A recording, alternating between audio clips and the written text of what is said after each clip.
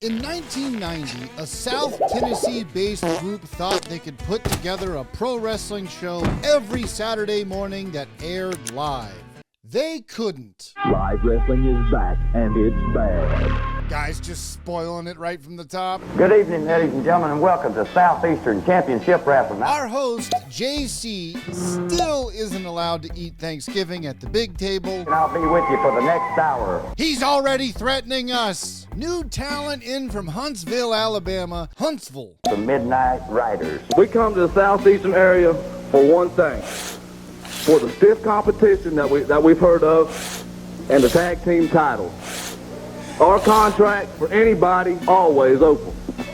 Randy Rogers really tickling that kabuki moment with a feather there. And I'm certainly no expert, but his eyes are just close together enough to make him a top candidate for most Randy of all time. I also love that he felt the need to tag in his partner for the promo. Hey, Randy was trained, and he's sticking to it. We ain't gonna come here. Well, that's a relief. We're not the biggest tag team around. Hold on now, let me get my dime for scale.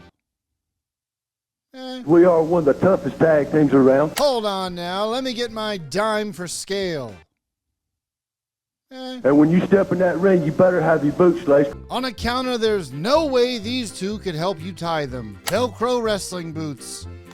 We always ready, and we will have a championship title here, Bo. Not immediately clear whether Mike Mason is trying to convince us, himself, or his soon-to-be ex-girlfriend from which he borrowed the gas money to drive from Alabama. Alabama. Nonetheless, JC postulates that the new guys are in for some stiff competition and the Midnight Riders will likely lose and... They may have to go back to Huntsville, Alabama. Were we previously under the impression that the tag team champions were not allowed to leave the state of Alabama? Is it possible that the tag team belts themselves are not allowed to cross state lines? That's the way it is. All these guys coming in here looking for it, but once they find it, they don't want it. They're usually gone. You know what I mean? I do not. First match gets into the ring, and JC seems confused by it. We do have some men in the ring at this time. Referees up here checking them out and everything, and I'm not exactly sure what JC thought we were going to be doing here today. Maybe eat a bowl of plaid or drink some plaid. He's very plaid, glad to be plaid. Either way, Butch Brooks is in the ring facing off against a clean-shaven The Unabomber, Larry Santana, whose jacket is made of genuine Ferrero Rocher wrappers. Collected them himself, mostly himself. It looks like it's Casual Friday here as the ref is untucked like a Foot Locker shift manager on his 15. Luckily for us, this match only has 10. this is a 10-minute time limit. Yeah, we'll see about that. Liar Timerson lies about time person. Larry Santana yells at fans and attacks the defenseless bottom rope while Butch Brooks dissociates. Butch then catches Larry with an elbow so hard that Santana floats further in the opposite direction, defying physics. And in wrestling school, we call those types of bumps floaters on account of they're the shits.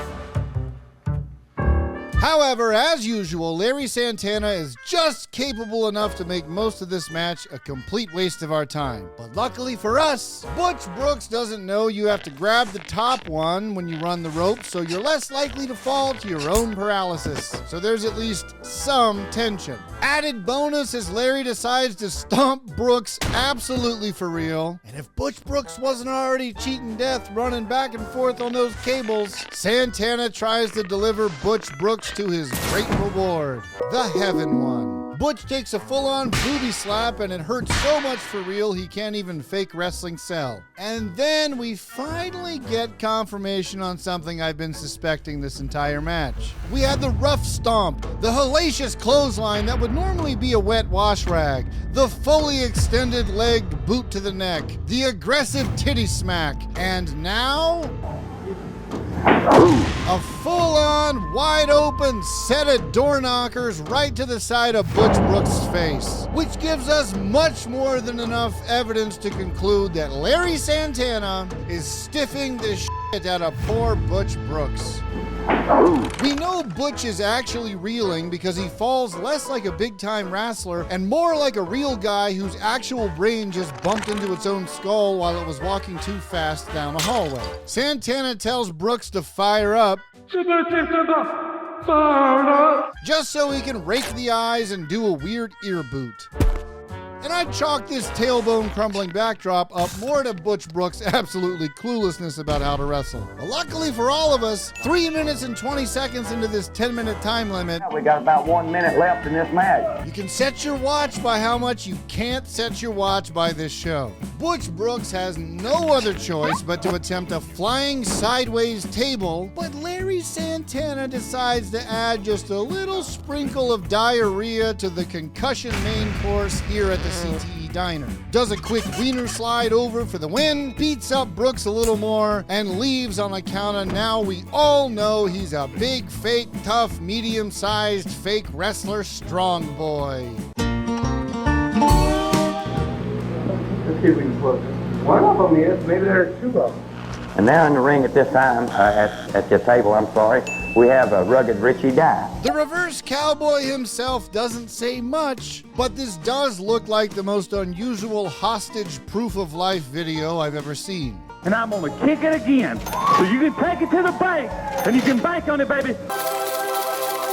Still missing from vacation with his very worried family, Rick Starr has wandered back into the studio, facing off against an unofficial moondog named Max. Rick Starr starts off by pulling the tights of the dog. The Wrangler Tights. Moondog Max checks the referee's oil real quick. Meanwhile, Rick Starr looks like he used to team with the Triangle Man on Tiny Toons. Rick Starr does know how to run the ropes, but also invents a new kind of bump. We have the back bump, the front bump, and now the...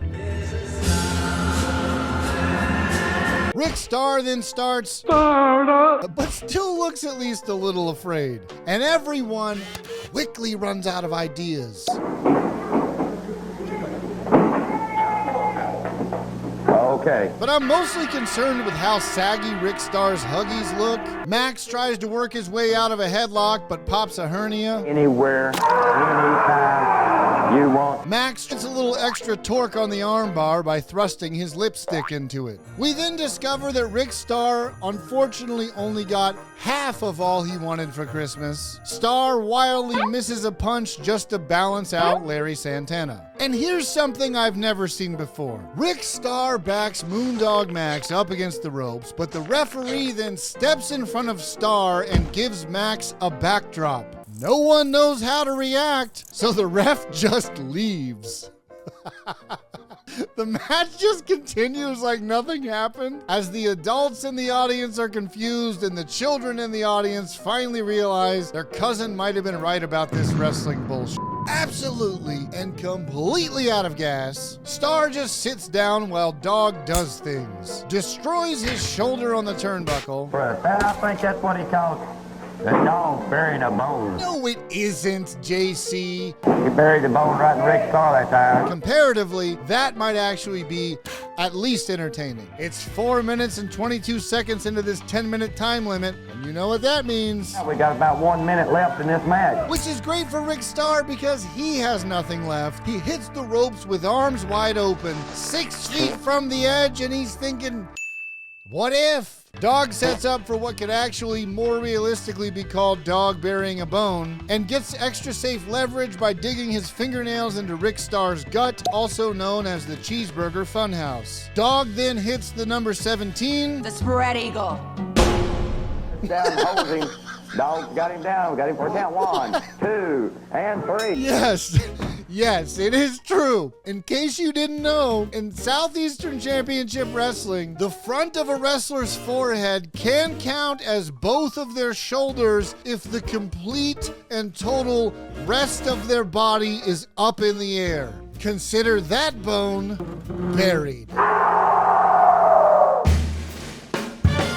Rugged Richie Dye is in the ring looking like his mom made him wear all this for picture day, facing off against Jimmy, two first names Lewis, who saves a horse and just starts riding that cowboy. But Dye counters with some arm stuff that is so excruciating, Jimmy can't even move his own arm out of the way. These two just kind of got nothing. But notably, as JC talks about an upcoming benefit show for an infant who needs surgery, Jimmy gets punched in the face for real. This little girl is in very bad shape. She needs heart surgery. Taking a note from Larry Santana, Richie Dye is just unloading wide open. The camera doesn't pan to the right, but Dye hits Lewis so hard he falls down himself. And I don't know what's in the water down in southern Tennessee, but these boys are knocking each other's teeth out all over town. The very awkward, real, fake wrestling beatdown continues. Don't know exactly what's going on here, but there he goes. And Richie Dye pressing all of his body weight down into Jimmy G. Lewis's neck seems to be enough to make him rethink his life choices. And so Jimmy G just gets counted out walking back to the dressing room and just keeps walking, continuing on back to his part-time job at the tire shop. And this crowd is so sports entertained they don't even know what to say.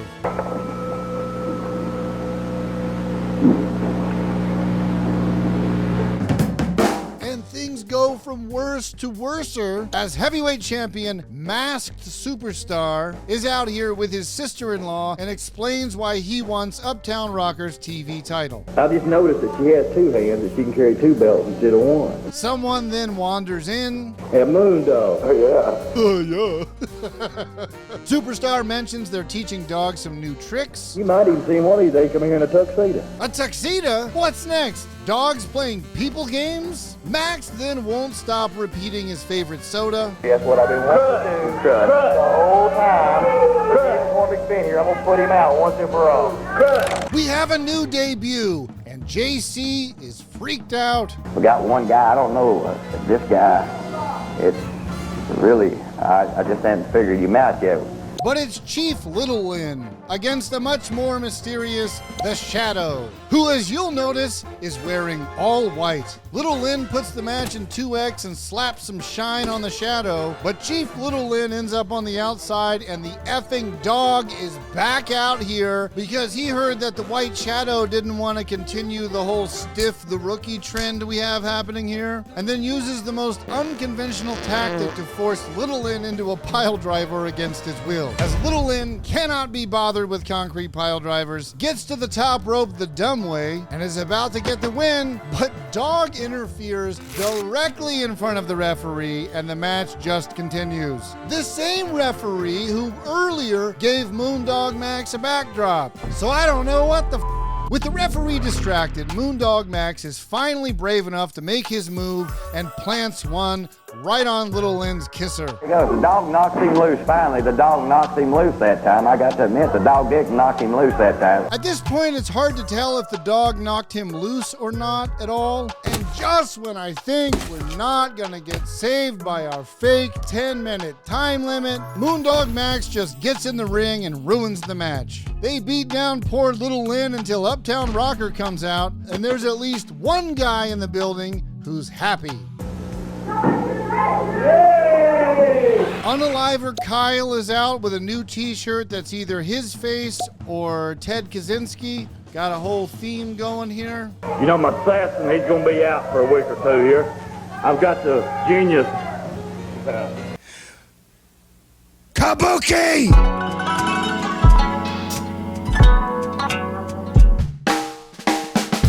And with a scant 6 minutes of TV time left, we still have to squeeze in our main event. So, naturally, we smash cut to a promo. Uptown Rocker says a whole lot of nothing as we go into this title versus title match. And the clock is ticking as JC goes on and on and on about how much he loves the superstar. And we waste even more time with Southeastern Championship Wrestling's latest technological advancement of 1990.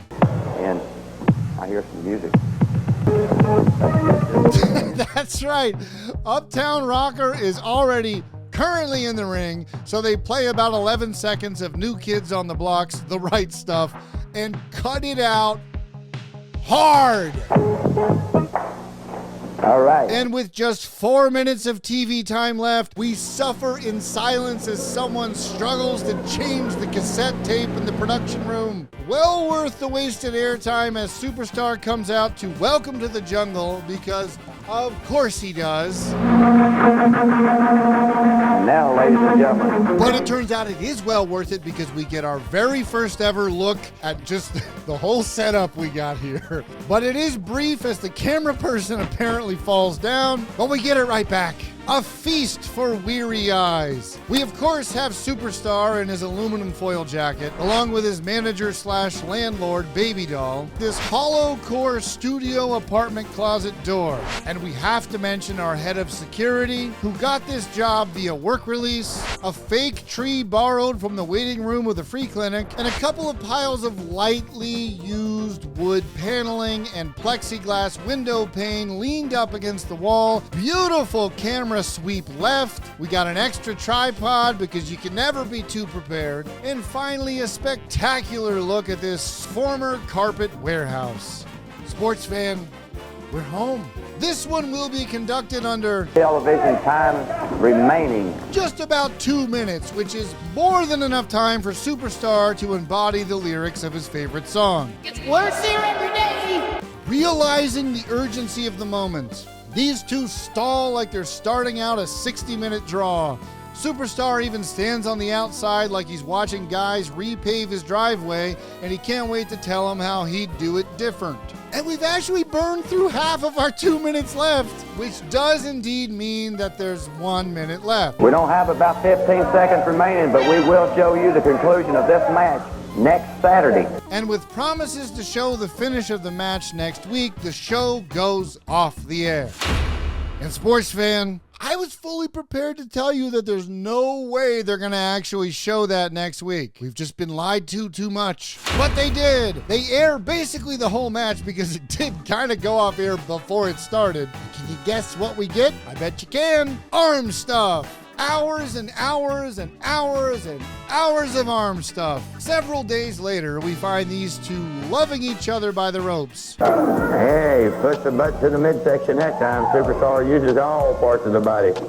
And the immense pleasure appears to be too much as Uptown Rocker slams Superstar. Both men's shoulders are down, but Baby Doll lifts Superstar's arm up in front of the ref and holds it there through the 3 count. Absolutely no one reacts to the finish, and Superstar wins both belts. So that's it.